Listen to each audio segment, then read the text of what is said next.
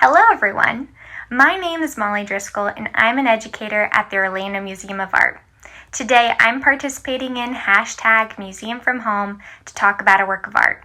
The artist whose work I'll be focusing on today is Chuck Close. Take a look at this portrait piece by Close. We see a woman staring somewhat blankly back at us. She has short curly hair, wears hoop earrings, and sports a collared shirt. But go on, take a closer look. Closer. What do you notice about her? What is unique about her creation? I'll tell you. Chuck Close created this piece using only his fingerprints. This piece is the 12th edition in a series of 45 prints. It is an etching on paper and was created in 1986. The original work is 9 feet tall, which is the size of majority of Close's paintings. Close began this large-scale portrait with a small photograph of his wife, Leslie. He used a grid system to enlarge the image, allowing him to create small portions of the piece one at a time. Even though he only used one color to paint with, black, the work is full of contrasts.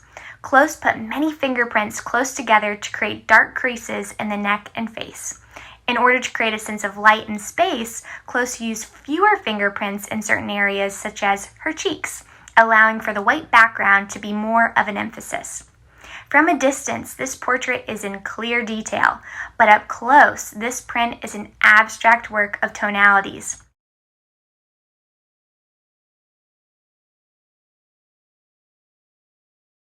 Close was influenced by the photorealism movement of the 60s and 70s. He is known for his large, lifelike portraits of his friends and family members. He paints each portrait slowly, a process he compares to writing a novel. In fact, one painting can take him up to 14 months to complete.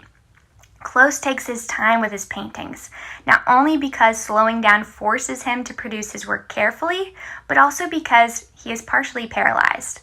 In 1988, Close suffered a stroke, which left him paralyzed from the neck down.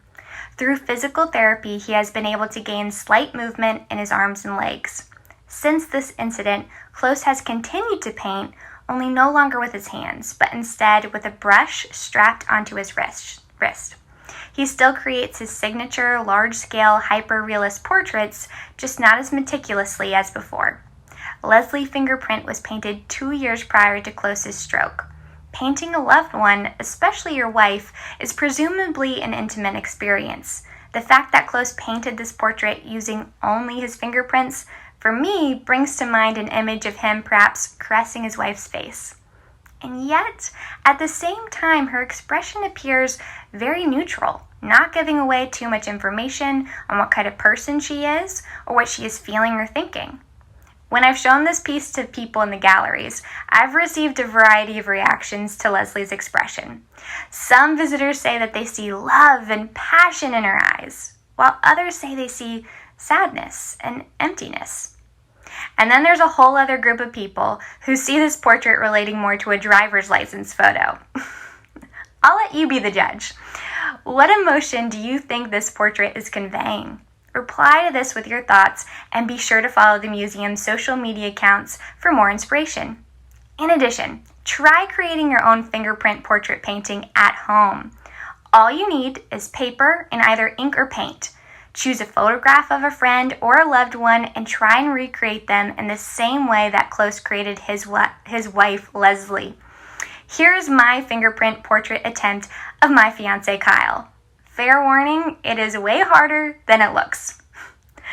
Also, if you'd like to help support the museum, you can text OMA to 71777 to donate to the museum. Donations made before April 30th will be matched by 30% through the United Arts of Central Florida Collaborative campaign. Thank you.